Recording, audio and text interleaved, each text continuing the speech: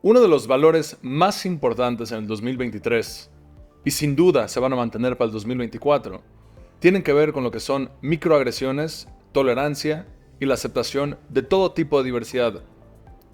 Esto se manifiesta en absolutamente todos los discursos que se manifiestan en las universidades y en el espacio público, donde se platica acerca de la importancia de ser tolerante hacia todo, o más bien, casi todo.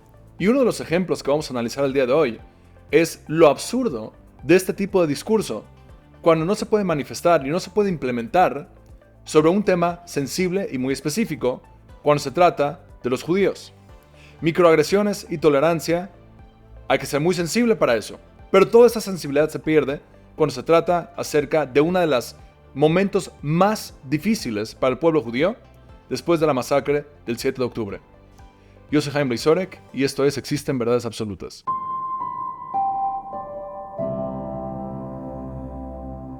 El 5 de diciembre, el New York Times publicó un artículo escrito por Bret Stephens y el artículo es titulado Silence is Violence, but not when it comes to Israeli rape victims.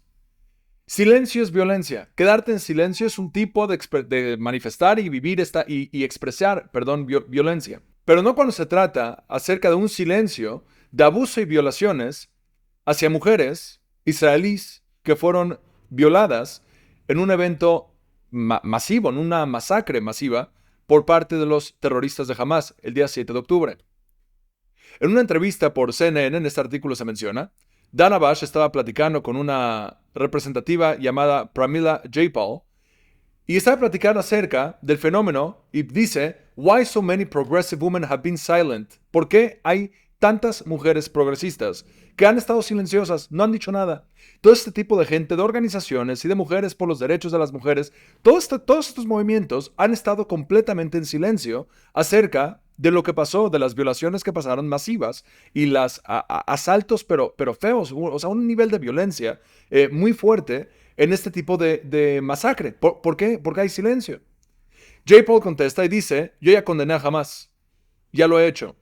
Le contesta Dana Bash, le dice, yo no estaba preguntándote acerca de Hamas, te estoy preguntando acerca de las mujeres y tú ahorita directo te diriges otra vez hacia cómo Israel está manejando la cosa. Te estoy preguntando acerca de las mujeres. Y ella contesta, ya contesté tu pregunta, Dana. Y es fascinante, porque este elemento es algo que no tiene forma de entenderse. ¿Cómo puede ser que somos súper sensibles, hipersensibles y también tolerantes hacia absolutamente todo?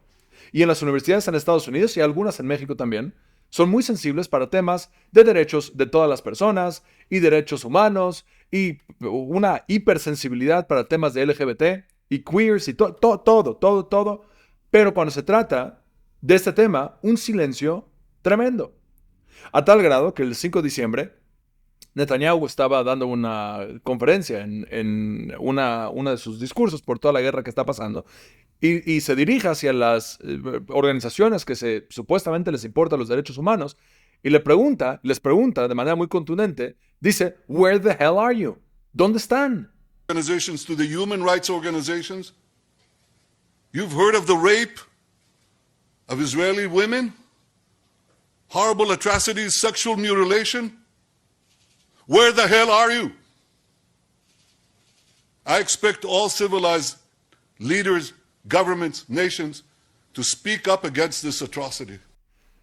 Fue un video muy fuerte, muy poderoso, porque en ese video se expresa muy directo hacia lo que está pasando. ¿Cómo puede ser que haya un silencio abrumador por parte de toda esta gente?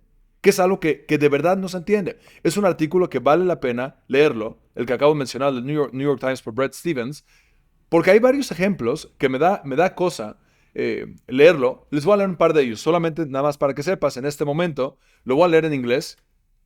Y bueno, me gustaría, es una descripción muy gráfica, entonces sería bueno que si este tipo de cosas no quieres escucharlo, lo entiendo totalmente. Sin embargo, es importantísimo leer y escuchar este tipo de cosas para darte cuenta de lo que pasó.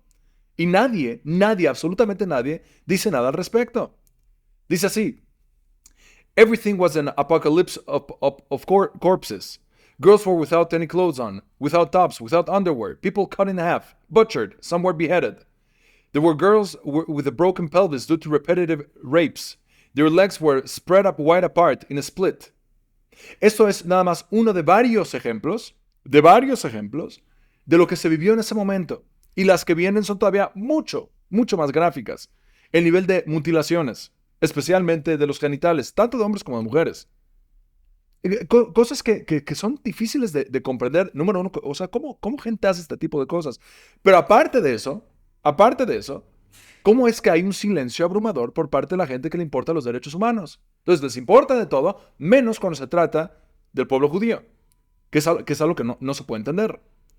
Hay una cantidad, por favor, lee este artículo, y les voy a poner ahora en el podcast un par de, nada más para que vean de qué se trataba, pero este tipo de cosas que se vivieron, algo que no se entiende.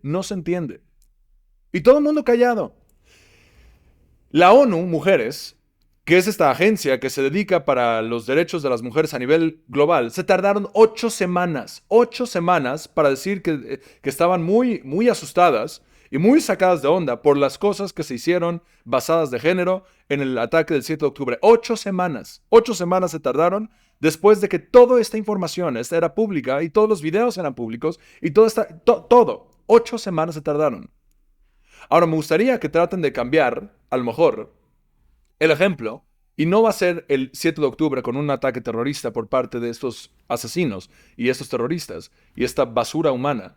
Y vamos a cambiarlo, a lo mejor a una minoría. Imagínense que en México o en Estados Unidos hay algo así a minorías. Que esto le pasa a gente de la comunidad LGBT. Que esto le pasa a negros en Estados Unidos. Que esto le pasa a otra minoría que hoy en día, por el momento, tienen ese nivel tan elevado de protección. El día 1, apenas sucede algo así, antes que suceda algo así, ya tienes todas las noticias hablando y condenando este tipo de actos. Pero cuando se trata de esto, no. Y esto cuando se trata de esto, me refiero específicamente de un ataque muy enfocado hacia el pueblo judío, hacia israelíes, hacia judíos. Y es algo que me duele mencionarlo de esta forma, pero es algo que en todos los artículos se habla acerca de esto. En uno de los artículos por parte de Univision y en El Mundo y El País y en absolutamente todo se platica acerca de este fenómeno. UN Women's Silence over October 7 Sexual Violence Betrays All Women, en un artículo del JC. El hecho que la ONU Mujeres se dedica para apoyar a todo este tema de género, pero cuando se trata de la gente judía en Israel, de repente ya no, no se puede entender esto. Este fue un artículo también del 5 de octubre, del 5 de diciembre, perdón. Esto me lleva a analizar otro elemento que pasó muy difícil de comprender, de los líderes que hemos platicado de las universidades más importantes en Estados Unidos.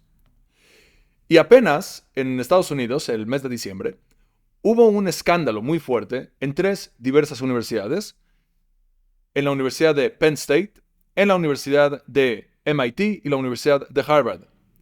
Estas 3 universidades tuvieron un llamado por parte del Congreso en Estados Unidos y las 3 presidentas de las universidades tuvieron una audiencia en el Congreso sobre el antisemitismo. En un artículo, si lo quieren leer, de Univision, que está titulado ¿A qué se debe el escándalo que sacude a la vez a 3 de las universidades más prestigiosas de Estados Unidos?, elabora un poquito acerca de esto y se menciona que Elizabeth Miguel, que fue la presidenta de Penn State, tuvo que renunciar por el tema, la polémica que surge en esta audiencia por el Congreso en Estados Unidos. Y lo que pasa es que están platicando acerca del antisemitismo, las vivencias que han tenido de antisemitismo en las universidades. Y justamente empecé este podcast hablando acerca del elemento de las microagresiones y la sensibilidad y tolerancia, etcétera, etcétera, etcétera. Y después de elaborar un poquito acerca de esto, le pregunta Elise Stefanik, una congresista para Nueva York, pregunta en la audiencia en el Congreso, les pregunta lo siguiente. ¿El hecho de pedir el genocidio de los judíos violaba los conductos de conducta universitaria o no? ¿Sí o no? Les pregunta, ¿sí o no? ¿Pedir por el genocidio de los judíos es una violación del Código de Conducta Universitario o no? Claudine Gay, que es la presidenta de Harvard, contesta, las reglas sobre intimidación y acoso son bastante específicas. Y si el contexto en el que se usa ese lenguaje equivale a intimidación y acoso, entonces tomamos medidas contra ello. Y dice ella, cuando el discurso se convierte en conducta, tomamos medidas. Le vuelvo a preguntar, cuando se trata pedir el genocidio, ¿eso es un tema de antisemitismo, sí o no? Le pregunta, ¿es un tema que va en contra de la conducta, sí o no? Y la respuesta, que hizo mucho ruido, fue lo siguiente. Contestaron en palabras diferentes, pero la frase fue, no, depende del contexto. La respuesta es sí, y por eso deberían dimitir. And Dr. Gay, at Harvard, does calling for the genocide of Jews violate Harvard's rules of bullying and harassment, yes or no? It can be, depending on the context. What's the context? Pero todo salió, depende del contexto. Ahora, te hago la mismita pregunta. Cambiemos el ejercicio. Imagínate que en Penn State, imagínate que en Harvard University, imagínate que en MIT, uno de los elementos que se está viviendo muy fuerte es que la gente dice, pidamos por el genocidio de la gente LGBT, pidamos por el genocidio de la gente negra. ¿Tú crees que la respuesta sería igual? ¿Tú crees que la gente diría, depende del contexto? ¿O la gente diría de manera contundente, para nada, esto es algo que va en contra de las normas de conducta? No solo eso, hay una cantidad enorme de ejemplos de varios alumnos de estas universidades que por haber dicho un comentario de lo que le llaman otra vez microagresiones, por haber dicho algo así pequeño, sin la intención de dañar a alguna persona, pero no fueron lo suficientemente sensibles, repercute en su desarrollo de diferentes formas. Pero cuando se trata de directamente, de manera explícita, pedir por el genocidio del pueblo judío, eso depende del contexto. Y por eso surgió toda una cantidad enorme de memes, muy fuerte, haciendo una burla de esto, como se mencionaba, que igual, cuando pasó lo mismito en la Segunda Guerra Mundial, bueno, no lo mismo, pero cuando pasó en la Segunda Guerra Mundial, en diferentes momentos que el pueblo judío ha vivido temas muy difíciles, de antisemitismo y de masacres y demás, ¿estuvo bien o mal? Bueno, depende del contexto. Siempre depende del contexto, porque da igual, mientras no se trate de las causas generales, que entre paréntesis es algo muy interesante, que los judíos en el mundo somos aproximadamente 15 millones en todo el mundo. Y es curioso que esta es la minoría, que no se trata como minoría. Sería bueno analizar a qué se debe esto. Sin embargo, días después de la controvertida audiencia, Elizabeth Miguel, la presidenta de Penn State, tuvo que renunciar. Sin embargo, Claudine Gay, que es la de Harvard, ella ha tenido mucha presión de renunciar, pero no lo ha hecho. Y tuvieron varios donantes y varios legisladores pidieron que tiene que renunciar. Ella no ha renunciado. Y parte del motivo, que es fascinante, imagínense cómo saldrían las noticias. Claudine Gay, a diferencia de Elizabeth, que es la de Penn State, ella es una mujer de color, es una mujer negra. Imagínate que en las noticias tienen que despedirla a ella, pero aparte de los comentarios que dijo, o ella tiene que renunciar, pero aparte de los comentarios que dijo, ella queda con los temas de sensibles de hoy en día, de asegurarte que no vayas a ofender, no vayas a maltratar, no vayas a decir algo que va en contra de la convención tolerante actual, y es un tema. Y por lo tanto, algo muy curioso sucede, que la de Penn State Elizabeth Miguel, ella tiene que renunciar por toda la presión que se genera. Claudine Gay no, ella no pierde su trabajo. Ahora, yo no soy el tipo de persona que busca que la gente cuando se equivoca pierda su trabajo, porque entiendo que de vez en cuando la gente comete errores, la gente dice cosas que a lo mejor no debería decir, no pensamos siempre todo lo que estamos pensando. No soy ese tipo de persona y no creo que es lo correcto. Sin embargo, cuando sí eres un tipo de ideología que constantemente estás buscando la cancelación de absolutamente todo, pero en este caso no, me llama mucho la atención. Y fue un desastre lo que ocurrió en esa audiencia, porque las tres universidades de las más importantes que hay, las presidentas de las universidades, para un tema sumamente claro en cuestiones de moralidad, la respuesta es no, depende del contexto.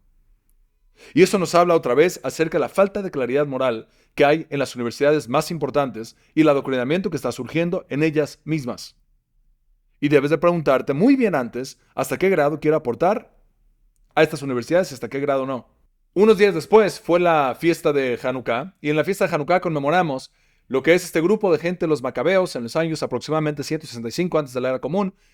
Los macabeos lucharon por su identidad judía y estaban dispuestos a entregar sus vidas con tal de poder vivir su judaísmo. Y eso para nosotros hoy en día es una fiesta muy, muy importante en la parte de identidad judía. Y hay una comunidad, una corriente dentro del judaísmo que se llama la Chabad, J-A-B-A-D. Ellos son un grupo de gente que se toman muy en serio esta tradición, esta fiesta, y una de las prácticas, una de las tradiciones que ellos tienen es en todos los espacios públicos, obviamente buscando permisos y haciendo de la forma más civilizada, tomando en consideración las sensibilidades de los diversos lugares, piden permisos para poder iluminar con este candelabro en diferentes lugares que represente esa luz de los macabeos que estuvieron dispuestos a tener un espacio de oscuridad. Y en Harvard invitaron a la presidenta, porque después de toda esta controversia que ella decía, depende del contexto, la invitaron para hacer un acto simbólico en el cual ella podría expresar y afirmar o reafirmar a sus alumnos que ese espacio en Harvard no va a tener, no hay un problema y que el antisemitismo ahí va a estar bajo control, lo van a estar revisando y van a estar dando la posibilidad que los judíos que viven, que estudian en Harvard puedan desarrollarse y que puedan tener esa seguridad. Sin embargo, el que estaba llevando a cabo esto estaba diciendo, ojalá en algún momento te podamos también a ti considerar como nuestra presidenta, ya que por ahora, en este momento, no nos sentimos que nos tomas en consideración para la universidad. Pero es fascinante para la seguridad de los estudiantes que deben de sentir en las universidades. Y es muy interesante porque esto no pasaría con ningún otro grupo. Pero no solo eso. Esta misma señora, en el momento, la presidenta de Harvard, en el momento que estalla todo este tema de depende del contexto, en ese mismo momento surge otra controversia por un periodista que se llama Rufo, y él se da cuenta que esta señora, la presidenta de Harvard, ha hecho una cantidad importante, se ha conducido de manera no honesta en cuestiones académicas por cuestiones de plagio. Y su disertación para su doctorado, muchos elementos fueron plagiados. Pero no le pasa nada. Cuando los estudiantes de la universidad cometen este delito de plagio, reciben varios tipos de consecuencias. Pero cuando se trata de la presidenta, no le pasa nada. En varios ensayos académicos que ella hizo, tienen este componente de plagio. Y será a lo mejor porque ella queda un poquito, muy bien, con las sensibilidades de aceptación y de diversidad y de temas de tolerancia que aceptamos y las prácticas comunes de hoy en día. ¿Será por eso? ¿Será que hay un trato diferente entre una presidenta y otra presidenta a causa de estos elementos que uno sí checa con las sensibilidades actuales? ¿Será posible eso? ¿Y será posible que no queremos hacer todo un escándalo porque se trata de una persona que sí queda con estas sensibilidades? Al parecer, George Orwell, en su libro Animal Farm, le dio al clavo. Todos los animales son iguales, pero algunos son más que otros. Al parecer, todos los derechos humanos valen igual, pero unos más que otros. Yo soy Jaime Blazorek y esto fue Existen Verdades Absolutas.